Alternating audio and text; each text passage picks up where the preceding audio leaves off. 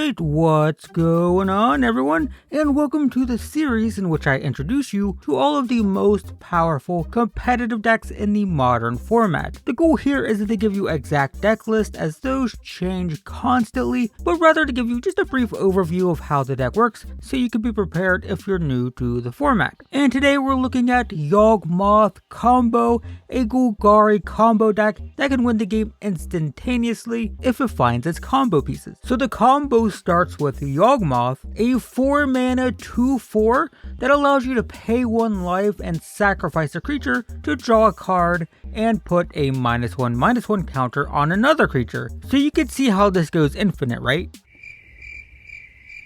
Okay, of course not, because it's really weird. So it pairs Yawgmoth with Undying creatures, Young Wolf, Strangleroot Geist, Geralf's Messenger. So when a creature with Undying dies, it immediately gets returned to the battlefield with a +1/+1 counter. So that makes sense, right? Now you get how it goes infinite.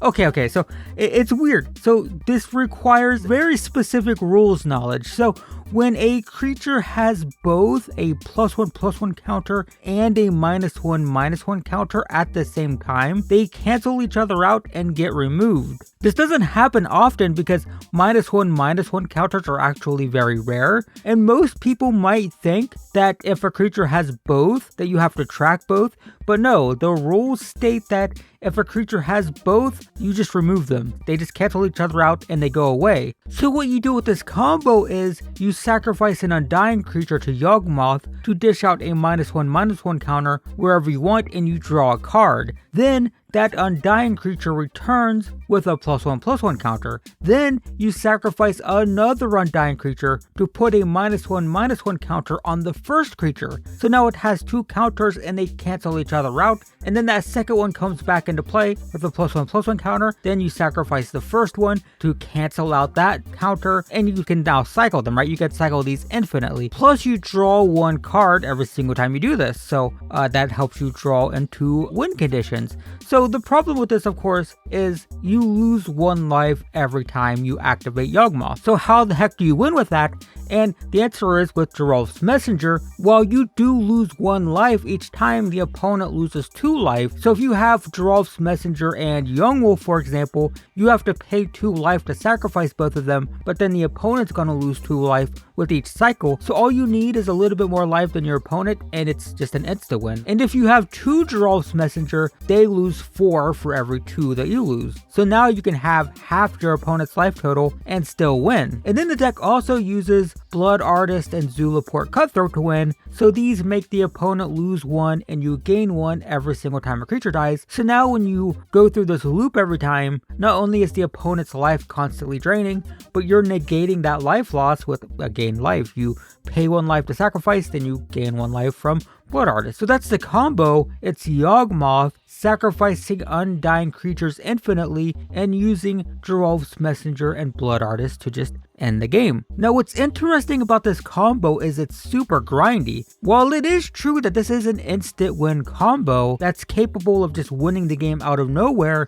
the Undying creatures and Yawgmoth also means that when you're not comboing, you're still playing a very grindy mid-range deck. Yawgmoth can control the board and draw cards, and the Undying creatures are great at trading, right? Because you trade an Undying creature with one of your opponents, yours just comes back bigger to trade with another creature. So whereas most combo decks, when you think of combo decks in Magic, most of them are often control decks first with a combo built into the control deck, but this is more of a grindy, value-based mid-range deck with a combo built in. It makes sense, right? It's a Golgari combo deck and it plays like a Golgari combo deck. It plays like a Golgari grindy mid-range deck that just has an infinite combo in it. So the deck is so mid-range focused that it even plays 3 copies of Grist. So the -2 ability allows you to sacrifice a creature to destroy a creature. So you just trade creatures basically. But that's really powerful in this deck with Undying creatures, right? So that's more of the grindy, value-based,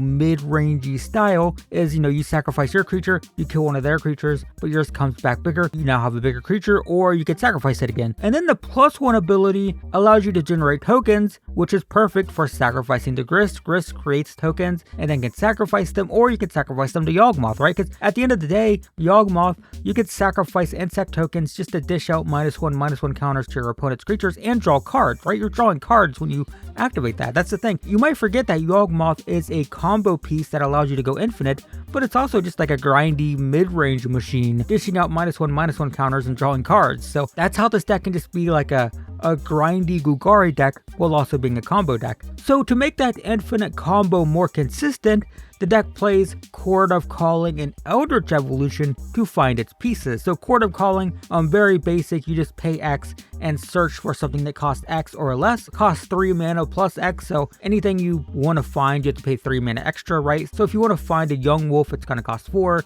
you want to find a Yawgmoth, it's going to cost 7. But it does have Convoke, so you can tap your creatures to make that less expensive. And then Eldritch Evolution, it only costs 3, and for 3 mana you can search for anything, any creature. The catch being that you have to sacrifice a creature, and then what you find can only cost 2 or more mana than that creature's mana value. So if you sacrifice a 2-drop, you can find a 4-drop or smaller. And the cool thing about this is because this deck is comboing with Undying creatures, you're perfectly fine with sacrificing your combo pieces to find your other combo pieces, because your combo pieces that you sacrifice are going to come right back into play. If you have to sacrifice a Strangleroot Geist to find a Yawgmoth, that's okay, because the Geist is going to come right back into play anyway. And heck, it'll have a +1/+1 counter, so it'll be even bigger. So Chord of Calling, Eldritch Evolution helps the deck find its combo pieces more consistently. And also remember again that Yawgmoth draws cards every single time you activate it, so once you get the combo going, even if you don't have a win condition, it can draw you through your deck to find one.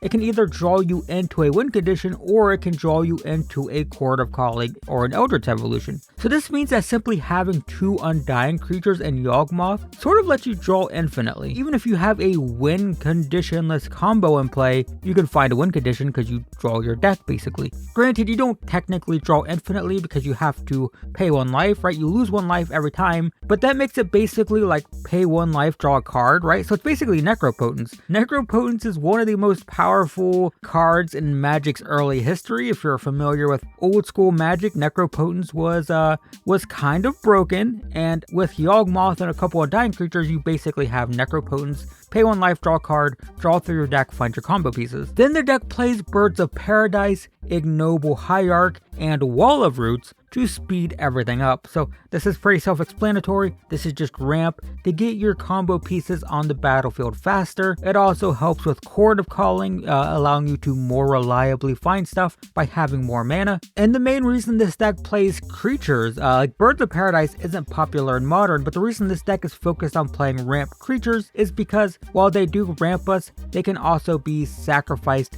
to Grist and Yawgmoth after they've served their purpose. Once we have a decent amount of mana in play, you can use a Birds of Paradise to start that combo chain going. And finally, the deck plays Dryad Arbor, which is a weird card with a lot of utility in this deck. So it's a land and a creature, and you're playing this as a land. It's a land in your deck.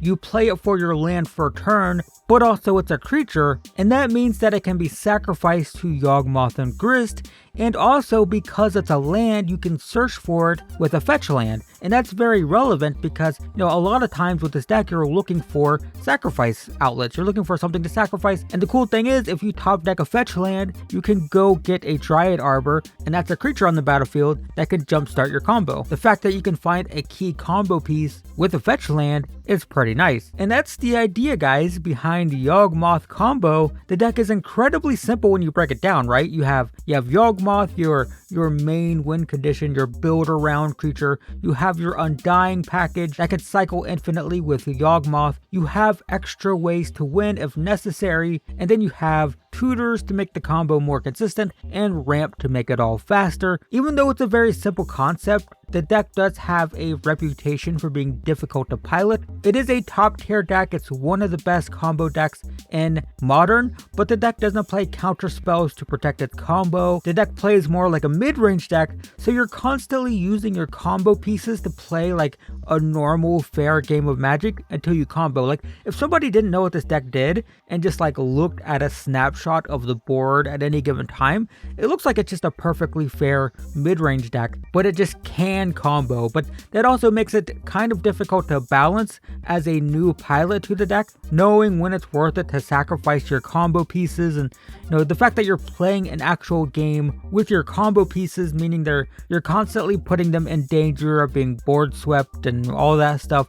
It's a difficult deck to find the right balance and to play optimally, but if you can, it's one of the most powerful and highest win rate combo decks in Modern at the moment. So there you go, that's Yawgmoth Combo. Of course, deck lists vary from deck to deck, and decks do change over time, so be sure to check the description below where I will leave links to metagame tracking websites with the most up-to-date deck list. You can also browse different decks to see slightly different builds. Also, if you like this video, guys, I have a full playlist dedicated to these modern deck guides, and I will also leave a link to that in the description, as well as on the end screen that you're about to see, so check that out if you want to see more videos like this one. But in the meantime, I hope that was helpful, hope that was interesting, thanks for watching, and I will see you in the next one.